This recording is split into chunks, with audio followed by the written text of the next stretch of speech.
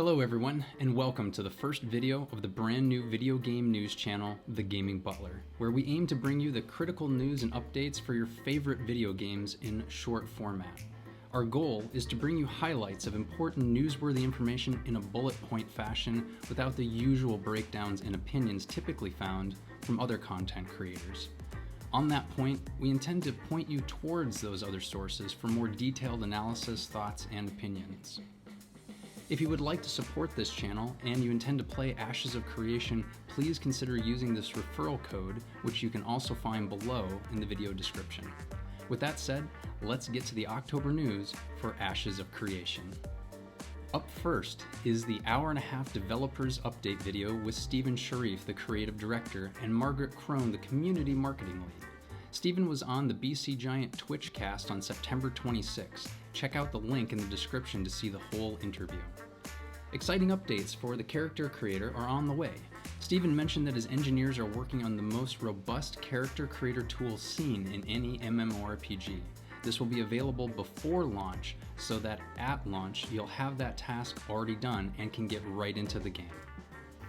More dev discussions coming up soon. October's dev discussion will be around the character inspection, and as always, the Ashes team very much wants your feedback. The link for that is also below. The Intrepid team is still looking to bring someone on board to run their new content creator program, so if that person is you, please send your resume. More SSO and 2FA is also being worked on, along with support designs and mobile pages. Next was an update on the studio itself. The last of the studio equipment and furniture is being delivered and installed with 80% of the team already back in the office. Many new hires have been brought on board, most notably Elder Scrolls Online lead writer Wynn McLaughlin. Stephen showcased a new video from his live stream Friday where he rolled out new elements that have been added to the game, such as 2 new mounts, the Flying Geode and the Even Omen mount, which appears to currently be classified as a legendary mount. He went on to say that Alpha 2 will showcase many more assets, and he's very excited about that. Stephen then spoke to the synergy of the 100 nodes found throughout Vera and the way the nodes will interact with each other and the world at large. He reiterated the very complex nature of player relationships to each other and with their nodes. The map you're now seeing here was an interactive video showing time passage, a simulation of what could happen as players build up a node and take over other nearby nodes, taking more landmass for themselves. The tool showcased simulations of power levels, ratings, sieges, events, health, and much more. Stephen was careful to offer a specific warning that this map in no way should be construed as final node placement.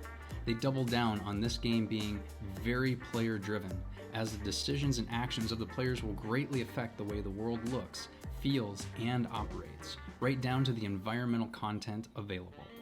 Mr. Sharif went on to talk about the prototyping phase is coming, especially as it relates to combat systems via progression of the universal skills like blocking and dodging. Margaret asked Stephen about the lead game designer, a position he himself has been fulfilling up to this point. Stephen responded by saying that he is taking his time to be particular, methodical, and discerning, with ensuring he finds the right person. Stephen released footage of a new death animation that is a more Ashes-oriented effect to be in alignment with how death and resurrection work in Ashes of Creation, speaking specifically to the concept of the avatar of the Phoenix, which represents the goddess of creation, from which all life on this plane of existence comes from. The spark of the Phoenix will now bring people back to life from a pile of ashes created upon death.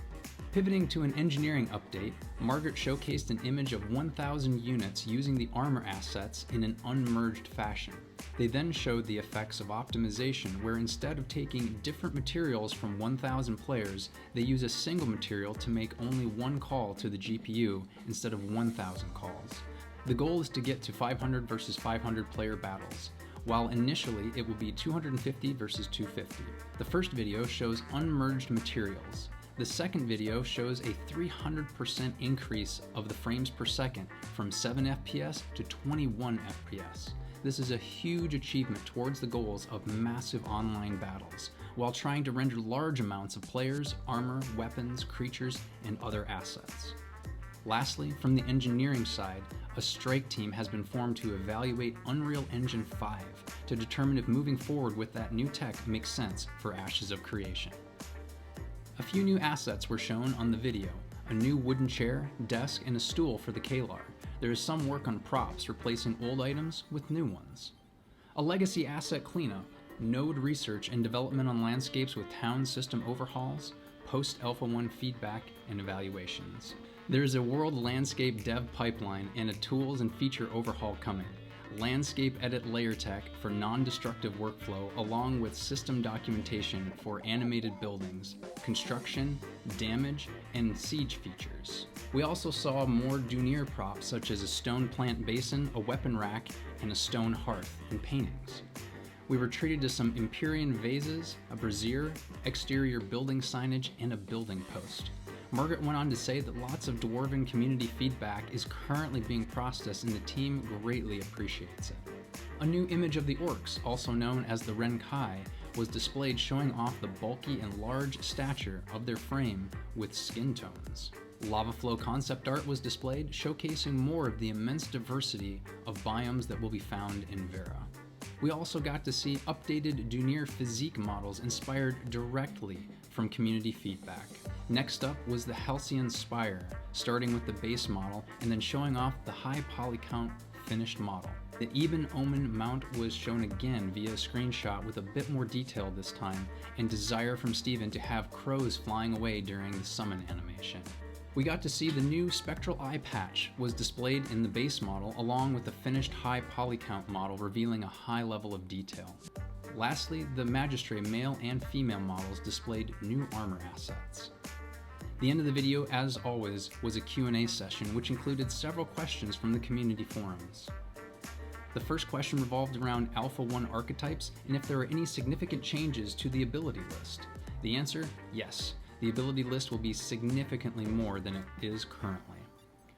The next question was about difficult content, specifically the high-end, and will the Ashes team be allocating developer resources to content that only a few people will achieve? Steven answered by saying there is a way to get these types of items as part of the mass production, but still find ways to have uniqueness to them, and he very much confirmed that this will be present in Ashes of Creation. Regarding weapon combos, the question was about attack strings from Alpha 1. Steven responded with saying weapon skill trees were not present in Alpha 1, but more will be available at launch, and different weapon combo options, procs, effects will be present based on what stage of the attack you are part of. All of this augmented by sets and gear bonuses. A question was asked about node experience. Will all 4 node types have equivalent experience gain? The short answer, yes. Someone asked if quests will only come from NPCs or will there be boards? Steven confirmed that quests will be local, from boards, quest givers, and there will be lots of varied places to get quests. Next up, a question about any developments around active button block. Unfortunately, there is no info at this time. Steven answered a question about updates on Arena by saying that the Arena system will have a ladder and seasons with win-loss ratios. Regarding guilds, there will be an option to customize guild roles. Administrative tools will allow for permission granting and creation of custom roles and even departments. Turning to the topic of the Dunir armor, the next question was, what was the progression for the Nakua? Steven responded by saying each race has its own geoformation and then morphed into Nakua from that base. The last community question was around ships. Steven was asked, will they be player-owned ships or node-provided ships? And the answer was largely ship creation will be delegated to players, maybe some NPC-run ships to travel between nodes. A new month means there are new cosmetic skins available in the Ashes of Creation shop. If you've already pre-purchased an early entry package with name reservation, game time, and alpha beta access, then the new round of cosmetics is yours for $115 US. If you haven't pre-ordered at all before, there are several packages to choose from. This month's Stone, Black, and Gold theme collection is titled The Dying of the Light. The usual array of armor, weapons, and buildings along with a very unique rock golem mount. Hosted by Wagner, the devs had this to say about their new cosmetics. Standing against the heralds of corruption, the Light Pack once carried the hopes of all Varans on their shoulders. Their flames would ultimately be dashed on the rocks of betrayal and destruction. Corruption, death, and evil now grasp and consume the light that once led the way. With the re-emergence of the divine gates, will the beacon of faith be set ablaze once more? Be sure not to sleep on procuring these cosmetics for yourself. As always, they are only available for a limited time, and that deadline is November 3rd at 11 a.m. Pacific time. After that, they're gone for good. The latest guild gathering, number 8, brings more info about the developer's ongoing desire to create something far more in-depth than what most MMOs offer in regards to how guilds connect, operate, communicate, and assemble. The Ashes of Creation team are working on a smartphone app that will accomplish this task from outside the game. The top suggestions from the community for in-app functionality are event notifications such as node siege events, guild info, guild wars, and alerts from guild leadership. Real-time guild chat, interactive character info, guild leadership functionality such as bank management, starting/ending guild wars, and push notifications. Player guild access such as guild calendar, guildmate location, and activity status. Developer discussion number 34 revolved around the topic of character creation. The Ashes of Creation developer team asked the community what was important to them. The main topics were customization tools, sliders, time spent, and race class synergy. For more information about this discussion and a detailed list of notes, check out the link in the description of this video. It's that time of year again, where the Ashes of Creation team are offering up a pumpkin carving contest to the community, complete with rewards. You have the option of doing an actual pumpkin or a digital design. Be sure to check out the specific rules for the contest. That link is also in the description of this video. This year we will see a grand total of 10 winners, 5 with pictures of physical pumpkins and 5 with pictures of digital pumpkin designs. Best of luck to everyone entering, and I can't wait to see the submissions. Thank you for watching this, our channel's very first video and the first Ashes of Creation news and updates. Please be sure to hit the like button, subscribe, tap the bell for notifications, and leave a comment for the YouTube algorithm. Check out our straw poll below to help me provide feedback to the developers, along with all the other links for the content we discussed. Thank you, and see you next time.